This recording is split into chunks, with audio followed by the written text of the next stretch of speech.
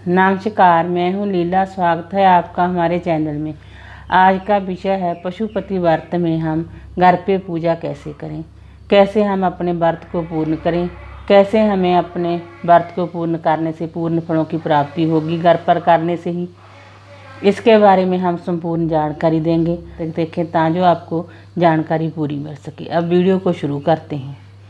सबसे पहले बात करेंगे पशुपति व्रत।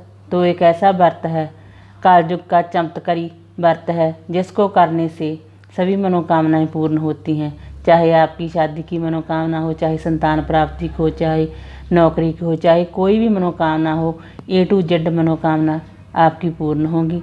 और कोई भी आपकी परेशानी हो, कोई भी समस्या हो आपके जीवन में, वो सब समाप्त होंगी इस व्रत को करने से।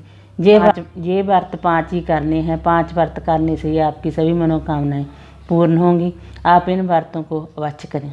अब बात करते हैं पशुपति व्रत कब से शुरू करें। पशुपति व्रत आप किसी भी माह से, किसी भी सोमवार से शुरू कर सकते हैं।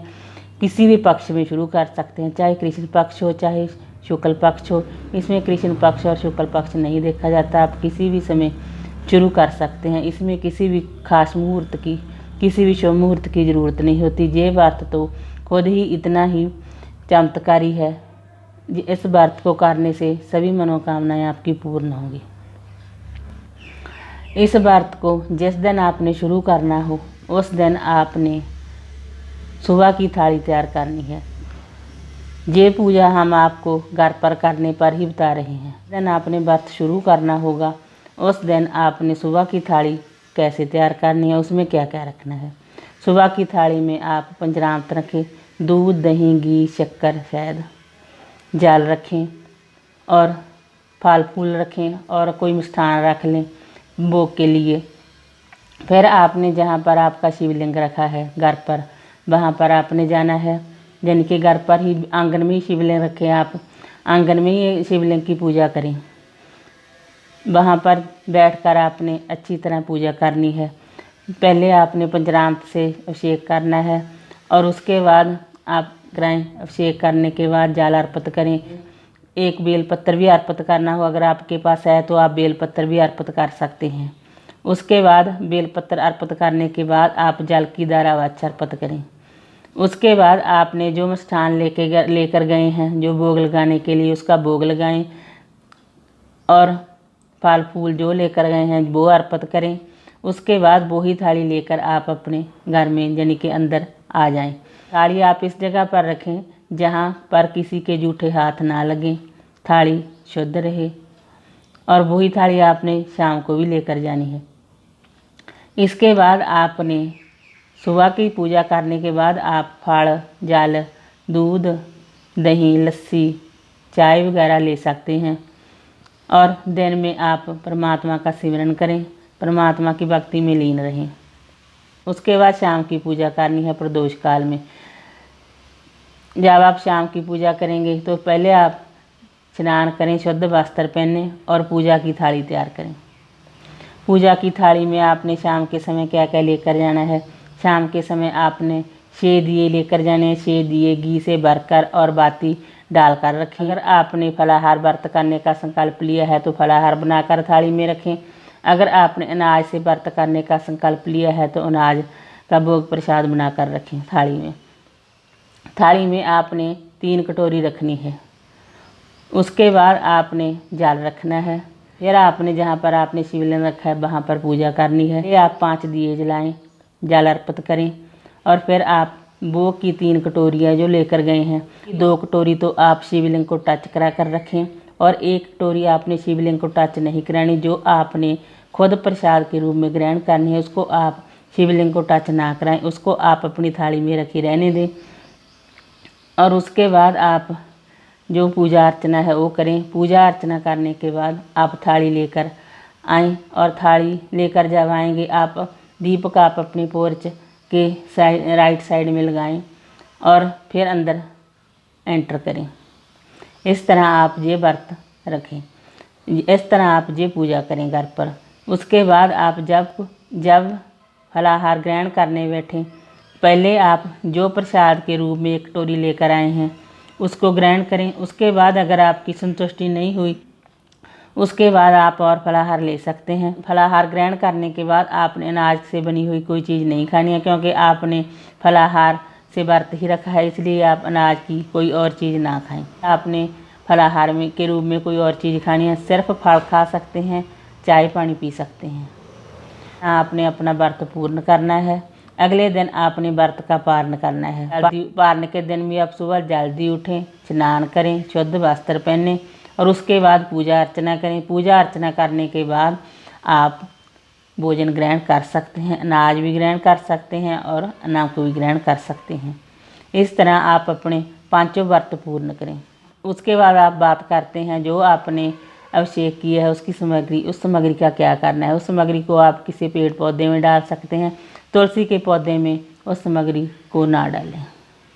उसके बाद जो भोग लगाया है 2 कटोरी रखी है, या तो गाय को खिला सकते हैं या फिर किसी ज़रूरतमंद को भी दे सकते हैं। वो भोग प्रसाद आपने नहीं ग्रहण करना है। अध्यापन आपने 5वें सोमवार को शाम के समय करना है, वो भी आप घर पर ही कर सकते हैं। वो आपने कैसे करना है, सुबह जल्दी उठें, अध्यापन के दिन भी सुबह जल्दी उठें, स्नान करें, शुद्ध वस्त्र पहनें और सुबह की थाली तैयार करें। जैसे पहले 4 व्रतों में की थी वो वैसे ही आप थाली तैयार करें और वैसे ही घर पर पूजा करें जैसे पहले 4 व्रतों में की है। उसके बाद शाम के समय भी आपने प्रदोष काल में स्नान करें, शुद्ध वस्त्र पहनें और शाम की थाली तैयार करें। शाम के समय अध्यापन की थाली में आपने क्या क्या लेकर जाना है वो ज़रा हम बता देते हैं। 6 दीपक लेकर जाने हैं, वो तो पहले भी आप लेकर ही जाते थे, 5-4 व्रतों में भी लेकर जाते थे, वो तो वही रहेंगे। और एक प्रसाद, 3 कटोरी प्रसाद की, वो भी पहले लेकर जाते थे। एक चीज़ और रखनी है, वो है नारियल। नारियल पर मौड़ी लपेटने के लिए मौड़ी रखें। उसके बाद आपने सीधा रखना है। सीधे में आपने सूखा अनाज लेकर जाना है, जैसे दाल, चावल, आटा, चीनी, घी, नमक, मिर्च, हल्दी। कोई सब्जी भी ले जा सकते हैं आप, जैसी आपकी श्रद्धा हो, जैसी आपकी क्षमता हो वैसे आप रख सकते हैं। सीधे में आपने दक्षिणा भी रखनी है, दक्षिणा भी आप अपनी श्रद्धा अनुसार रख सकते हैं। बस इतना ध्यान रखें कि जो सीधे का सामान लेकर जाएंगे एक व्यक्ति का एक दिन के लिए अच्छे से पेट भर सके, इतना को सीधा तो आप अवश्य लेकर ही जाएं। उसके बाद आपने घर पर ही करना है दापन, तो वैसे ही पूजा करें जैसे आप पहले 4 व्रतों में की थी। आपने उस थाली में 108 बेलपत्र रखने हैं। बेलपत्र अगर आपको मिलते हैं तो 108 रख लें। अगर आपको बेलपत्र नहीं मिलते तो आप मानसिक रूप से भी बेलपत्र अर्पित कर सकते हैं, ऐसे भी भगवान स्वीकार कर लेते हैं। उसके बाद फिर आप शिवलिंग के पास जाएं और पूजा करें। पहले आप दीपक जलाएं। दीपक आपने 5 दीपक वहाँ जलाने हैं शिवलिंग के सामने। दीपक आप इस तरह जलाएं, घी से भरकर जलाएं, ताकि जब तक आप पूजा करते रहें आपके दीपक जलते रहें, बुझे ना हो। अगर बुझ भी जाएं तो चिंता भी ना करें, उसको फिर से जला दें। उसके बाद आप जल अर्पित करें। उसके बाद आप फिर भोग की 3 कटोरी लेकर गए हैं, 2 भोग की कटोरी आप शिवलिंग को टच करवाएं और 1 कटोरी मैंने पहले भी बताया है जो आपने प्रसाद के रूप में ग्रहण करनी है, उसको आप शिवलिंग को टच ना करें। उसके बाद आपने नारियल अर्पित करना। नारियल पर आपने मौड़ी वहाँ पर लपेटनी है, 5 बार लपेटनी है, 7 बार भी लपेट सकते हैं। अगर आपने पहले सबने व्रत रखे हैं, अगर आपने किसी ने 1-2 बार भी लपेटी है तो कोई बात नहीं, चिंता ना करें, मौड़ी 1-2 बार भी लपेट सकते हैं। उसके बाद वो नारियल अर्पित करें। नारियल अर्पित करने के बाद सीधे का सामान भी रखें। जब आपने सारी पूजा कर ली, आपने नारियल भी अर्पित कर दिया, दीपक भी जलाते और आपने प्रसाद के 3 हिस्से भी कर ले और आपने सीधे का सामान भी टच करवा लिया, तो उसके बाद सीधे का सामान आपने किसी ब्राह्मण को देना है। अगर कोई ब्राह्मण आपसे लेता है तो ठीक है, नहीं तो आप किसी ज़रूरतमंद को भी दे सकते हैं। 1 दीपक आप अपनी थाली में रखें और 1 कटोरी प्रसाद की अपनी थाली में रखें। सारी पूजा कर लें, तब आप एक काम और करना है, आपने भगवान से माफ़ी मांगनी है अपनी गलतियों के लिए और अपनी मनोकामना के लिए प्रार्थना भी करनी है। ये काम आपने वच करना है। सीधा तो मैं बता दिया कि सीधा आपने किसी ब्राह्मण को देना है। अगर कोई ब्राह्मण नहीं आपसे लेता तो आप किसी ज़रूरतमंद को भी दे सकते हैं।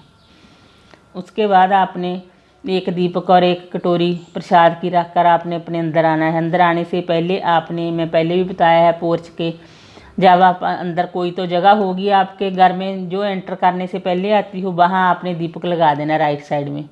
फिर अपने कमरे में अपने रूम में एंटर करें और फिर जब आप प्रसाद ग्रहण करने बैठें तो आप पहले जो प्रसाद आप पूजा करने के बाद लेकर आए हैं उस प्रसाद को ग्रहण करें।